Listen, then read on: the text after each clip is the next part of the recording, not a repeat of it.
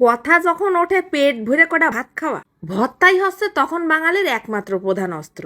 আসসালামু আলাইকুম। সে ভর্তা দিয়ে কটা ভাত খেয়ে ঘস ঘস করে গ্যাস হোক আর পাদ হোক, দরকার হলেই কাঁচা আদায় লবণ মাখায় খায় শীত হয়ে পড়ে থাকবে, কোনো সমস্যা নেই। পায়খানাতে বেরোয় টেবিল ফ্যান ছেড়ে উল্টো দিক ঘুরে কুজো হয়ে বাতাস খাবে। তারপরেও বাবারে বাবা, বাঙালি ঝাল ঝাল ভর্তা খাওয়া ছাড়বে না। রোজাটা খুলে সেরে আজকে যে কি দিয়ে কয়টা ভাত খাইলাম, আগের থেকে কিন্তু কয়ে দিছি আপনারা গলায় একটা বালতি ঝুলে বসেন। পানি দিয়ে আলু সেদ্ধ করলে আলু ভর্তা কি রামজানি প্যাস প্যাস করে, জিবলের সাথে ঠিক আঠার মতো লাগে না। আলুটা ছুলিয়ে পাতলা পাতলা করে কাটিয়ে ধুয়ে সিলাইড হালকা তেলের উপরে কম আছে ভাইজে সিদ্ধ করে নিছি। দেখেন দিন কি ফাইন দ্রুত হয়ে গেছে, কিডা অত সিদ্ধ করে সুলতি যে হাত পুড়াই, খালি খালি সময় নষ্ট।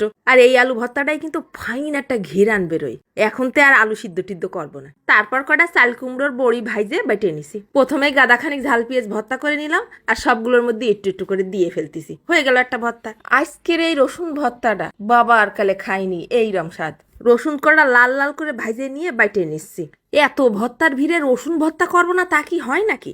দিয়ে দিলাম কয়টা কাঁচা ঝাল, আর কটা ধনেপাতা ছিটই দিস, সামান্য একটু লবণ দিয়ে বাইটে নিচ্ছি। হয়ে গেল একটা ভর্তা। ফাইন কালার হয়েছে তাই না? ফ্রিজ হাতায় দেখলাম ইলিশের একটা লেস পড়ে রয়েছে, তা আবার তাড়াতাড়ি করে ভাইজে নিলাম। ছেলেটা আবার কষে, এই একটা লেস তুমি কার গালে দিবা? চুপ করে থাক, দেখিস কেনে এই একটা লেস দিয়ে 50 জন খাওয়ান যাবে। কাটাটা সুন্দর করে বাইসে ফেলে দিলাম, আর 4 পিস বেগুন ভাজি করে নিছি। কিডাও তো আলাদা আলাদা করে ভর্তা করে, এত টাইম আছে নাকি? আমি হচ্ছি ব্যস্ত মানুষ। পরে লেজ আর বেগুনটা একসাথে মাখাই নিয়ে তার মধ্যে একটু ঝাল পিস দিয়ে একটা ভর্তা বানাই নিছি।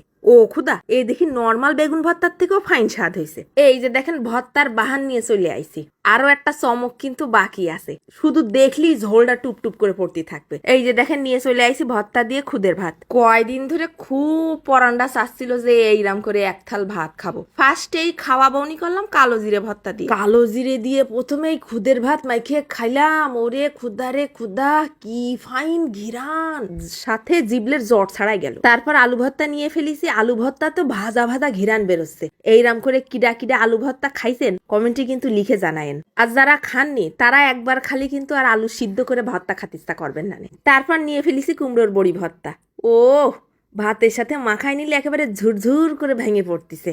আর জিব্বার উপরে দিলি যেন কি ফাইন হালকা হালকা মুসমুসে মুসমুসে লাগতেছে, ঝাল ঝাল ফাইন স্বাদ লাগলো। তারপরে প্লেট ঘুরে নিয়ে চলে আসলাম ইলিশের ল্যাঞ্জা দিয়ে বেগুন ভর্তা। সে যা স্বাদ হয়েছে রে বাপু, খাওয়ার পর পুরোই জীবন দিয়ে দেওয়ার মতো। দুঃখের বিষয় হলো এইরাম খাতে খাতে আমার পাকস্থলীর সাইজ হয়ে যাচ্ছে পলিথিনের মতো বড় সড়ো। রসুনের ভর্তাটা দিয়ে ভাত মাখালি কিরাম যেন রোমান্টিক রোমান্টিক ফিল হচ্ছিল। শুধু খালি কি হবে, দেখতেও একটা চোখের শান্তি থাকা লাগবে না? ভাজা রসুন, কাঁচা ঝাল আর ধনে পাতা, মানে ঘিরানে ঘিরানে মাতোয়ারা। খুদের ভাত কিন্তু পুরো সিদ্ধ করতে নেই বাপু, তালি তো সে ভাতই হয়ে গেল। হালকা একটু পটপট করবে, একটু গালের মধ্যে বাঁধবে, তালি না খেলা জমবে।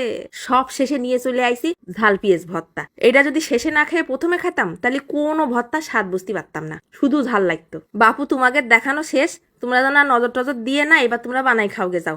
আমিও আজকে চলে যাচ্ছি। ধন্যবাদ।